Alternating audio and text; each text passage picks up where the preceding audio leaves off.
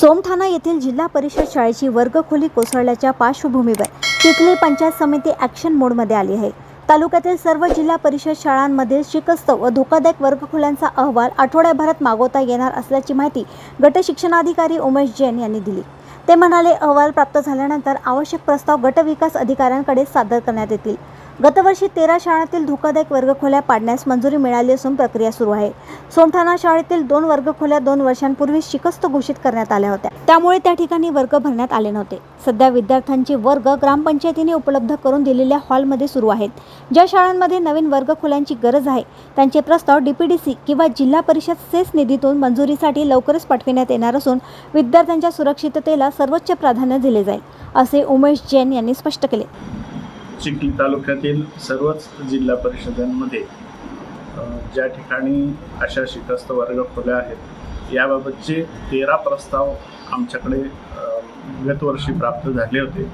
या 13 शाळांमधील शिकस्त वर्गखोल्या पाडण्यास माननीय गट विकास अधिकारी यांनी नुकतीच मंजुरी दिलेली आहे आणि पुढील प्रक्रिया सदर ग्रामपंचायत स्तरावर होणार। इतरही ठिकाणी अशा शिकस्त वर्गखोल्या आहेत का याबाबत आम्ही केंद्र प्रमुख आणि मुख्याध्यापकांमार्फत येत्या आठवड्याभरात माहिती घेऊन प्रस्ताव लगेचच पंचायत समिती गट विकास अधिकारी साहेबांकडे सादर करणार आहोत आणि शक्य तितक्या लवकर ह्या शिकस्त असलेल्या वर्गखोल्या पाडण्याबाबत मंजुरी मिळवून मग पुढील कारवाई करण्यात येईल।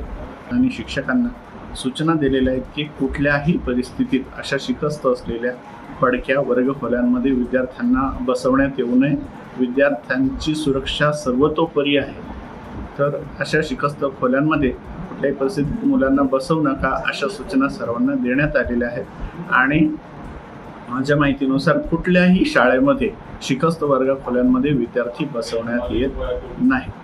जिथे जिथे दुरुस्तीची किंवा नवीन बांधकामाची गरज आहे अशी गरज असल्याबाबतची माहिती पण आम्ही केंद्र प्रमुखांमार्फत घेणार आहोत आणि